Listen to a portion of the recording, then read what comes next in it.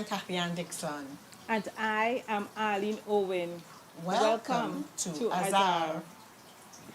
We want to welcome you to another episode of Azar. You know, this is our third episode speaking about abuse, and we want to tell you to call up a friend, call up a neighbor, call up anyone you know who this live episode, will help. With us, we have a beautiful young lady here, Katian. Yeah. Curlin Nelson. She's our guest today on Azar. Curlin, welcome. Thank you. Welcome. Nice having you here. Yes, and Colleen is here to share her story with us. Yes. All right. So we don't want to waste any time. We want to go immediately into the program. Yes. Okay. Colleen, we know that you faced your families faced domestic abuse. And so our first question to you is, tell us about that family member, that relative. Tell us something about her. Okay, so it's, it's not me Yeah. that faced the domestic abuse, but my sister. Actually, my only sister that I had, her name is Emily. And we grew up partially together. Sometime we lived together and we separated at some point. We were young, living in the country at the time with my grandmom. She grew up with her dad, and we both had different dads. And we just were siblings. She was my older sister, happy, protective of me, and, a good sister. Yeah. Yeah. Well, we wanted to know, seeing that we are talking about the relationship and what took place with her, how did she meet the young man in her life? All right, so I was actually a teenager at the time. She was probably about 18 or 19. And, young people, she stayed with her dad most of her life. And when she turned about 18 or so, she decided that she wanted to live with my mom at the time, who was living in the Guaya area. And so she decided that, hey, I want to go and live with my mom. I want freedom and stuff. And so with her visits going up there, she started becoming friends with this guy. In the neighborhood, he would be around, and she started chatting with him, and eventually they started talking, relationship talk, and, yeah, that was it. Yeah. Curlin, so how old was your sister when she met this young man? She was about 18 or 19, pretty young. Okay. Pretty young. Could you tell us a little bit about him? Well, How did what I know of him at that time, he was a fisherman, living in the area. And the couple of times that I met with him, very charming in conversation, very, I would say, hospitable, and, chatty. It was very chatty, at that Nice. time. Yeah. So more or less, how did you all feel about him then as a family? Seeing that he Well- was chatty And- and yes, how did you all feel about him? Well, again, I was a teenager, so, you kind of like, sometimes people think that young people don't observe and notice certain things, but I was very observant, and I noticed that he was kind of a bit on the controlling side, He would be very friendly, but my mom, she recognized that he was a little bit on the aggressive side, and so she started to tell my sister about it, about the relationship, and watch yourself and be mindful, mother's intuition, something it to correct, based on the conversations that I would have had with my mom and stuff. Yeah, she was a little bit on the, she had her reservations, but again, you're young, and you want to live. So she allowed her to, pursue and continue with the relationship. You know, in the episode before, Kathy, and we did mention how sometimes a family member may notice something about the Yes. person you're courting, and they would tell you, or the parent may tell you, or a friend may tell you, I noticed something about this person. But somehow, Curlin, when we are in love and we are young, as you said, your sister was young, we really don't see, Kathy, we really don't see, but sometimes we need to trust the other eyes around us. And not that alone, at the age of the 18, I mean, those are the years you feel you know it all. Yeah. And when you love, you And know, when you clearly. love, you love, yes. Yeah. Definitely. And I'll say about her though, she was a very creative person, um, but she was also a very stubborn person, you know. My mom would say, I would tell her, don't do something, and she will still go ahead and do it. Yeah. Don't do X. And that used to frustrate my mother, whenever we interacted with her at home during the times that I would spend on vacation with my mom at that time. Yeah. She would be very, when she set her mind to do something, She doing it. she go in and do it. So Yeah. she went ahead and she did. But she was a very creative person, very I'll say friendly. She was very creative. She actually taught me how to do those, long time we used to do the wool ribbons in the hair. Yeah, Okay. she taught me actually how to do that with my fingers, because she would help her stepmom sell clothes and, make little things and sell on the street. So she had, a creative side. Yeah, and she was always business-like already at a young age. Yeah. It is nice to hear. Colleen, this is really nice to hear. Um, Tell us a little bit about their relationship, you know. Did they live together at any time? And how that relationship was? Well, they did live together, common law. During the time that she lived with my mom, eventually, as I said before, she decided that she wanted to pursue this relationship with him. So she left where my mom was living, and she went to live with this guy. Now, the living conditions, I would say, was not the best of conditions, because when I would go up for vacation, um, he had her living in this house, in this shack down on the beach. No electricity, no running water. But again, Love. love. So she moved out and she started living with him in house. My Lord. Now, did you notice anything? Any red flags with him? Did you notice anything at all with him? While they were living together. Okay. Well, my mom noticed, based on conversations that I would have with her, she noticed that he was very, he didn't want her to, interact with family members. So usually when I would go off for vacation and she wouldn't see me for a long time and I would inquire about her, he wouldn't allow her to come and visit me where my mom was. And I remember one time I had to insist when I went up to visit on vacation. I said, no, I need to go and see her. I need to see her. I need to see where she lives. Yeah. And so my mom said, okay, I'll take you. And that's how I figured out and saw that she was living on the beach in this shack with this guy. Were there any signs like on her skin, like she was being abused or not being well taken care of?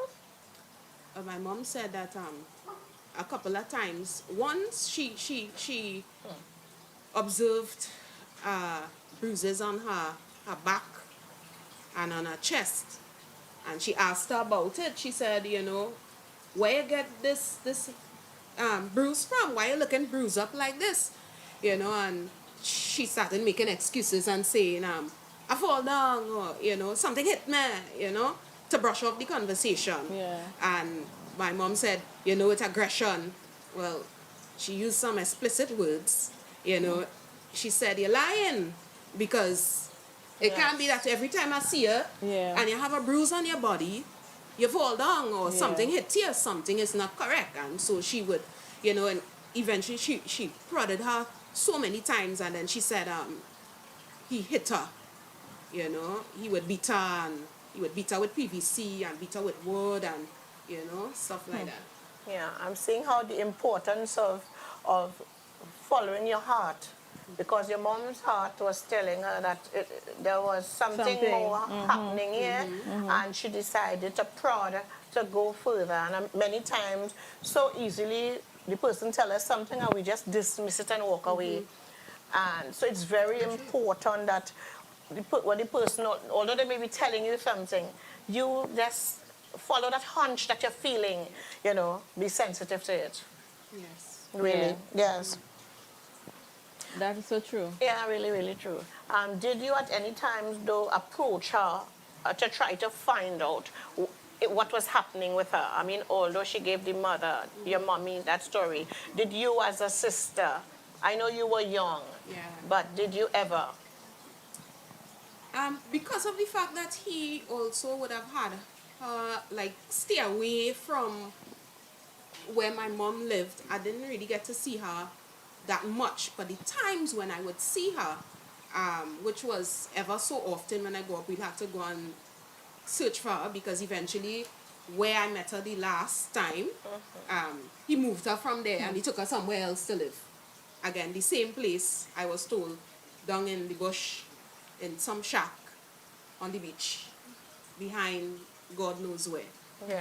And I, as a teenager, I observed that, something was wrong. I observed that, sometimes you're watching a guy and you realize, as young people say, everything is correct with you. Yeah. Everything is correct. I remember one time we went to this party. My mom took us to this big party. This was an annual thing that used to happen in her area where she was staying at that time.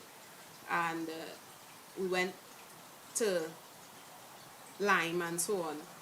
And she met him there. And I remember a whole night, this man have her in a corner. Like, she can't talk to nobody. And I like, come up here for vacation, This man have you in a corner whole night. You can't move, you can't talk to nobody. And I stood up there as a young person and I watched that. Yeah. And I said, everything ain't correct with this guy. Everything ain't correct, Something is wrong. And sometimes too, that is really a red flag where they isolate you from your family, as we said before, and then they are so jealous they don't want her to mix. They didn't want her to mix with anybody else in the party, and all those things are really signs, red flags that we see and sometimes we miss. Yes, and even beside the party isolation pulling you aside, the point that he would move her to a further place in the bush more. Yeah. Because you'll be becoming too familiar. I need to take a photo in the bush. Yeah. It's further isolation, and it's Yeah. really a strong point for young ladies, and even, mainly young ladies, to look at. If the young man is trying to keep your family away from you, that is a strong sign that something is wrong. Yeah, Yeah. it is. No, he was very, I should say this, he was very chatty. When he met me, the couple of times that he met me, the sister who come down to, Charming. talking, hey, how you going and thing, and, he had this way he would talk. So I remember one time when I went to visit her, he said, I'm gonna roast the best fish you ever eat in your life. And so, because again, he was a fisherman, so he was trying to impress and show that he was a nice person. Yeah. I'm a nice guy, So, actually it was the best fish I ever ate in my life. Yeah. Really tasty. So, he showed off his skills and chatting and, I handling your sister, everything good, and don't worry yourself, and, because I was a little spicy in the mouth. Yeah. So, I would say, boss, you better Take care of my sister. take care of my sister now. And like how, you have her down here in this bush with your intention, But he would show, don't worry yourself, I just handle the situation. Yeah. Yeah. I just All, handle the all situation. very distracting. Yes, and it's really a way, he's pretending and he's being a charmer, charming the sister, Yes. so that you will feel comfortable with him and not ask your sister any further questions, That's so true. because he wants to show, look, everything is good here. Yeah. And we have to really see that as a cover up, a camouflage, that he really wants to distract, or if anybody else come to visit, they will feel that everything is going good in the home. Yeah. And that is a lie. Yes, yes. I'm seeing a question, statement here made by Anne Garcia, where she says, some people think red flag is love, and that is true. And some people, um, if you don't beat, they feel that if you don't beat them, that they don't love you. And that is so sad. That Yeah. something negative is what you would use as a marker to show, well, that you love me. And before getting the licks, Katya, like even in the party where he wanted her for himself, for her, that will feel like love. He so loved me. He just want me alone, my attention, everything is me. And we see those things as love, and it's not. Yes.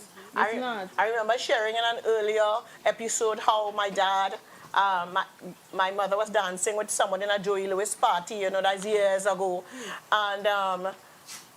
And she danced with this guy, and he called her outside. So she came outside to see what is happening, and he gave her two hard slap.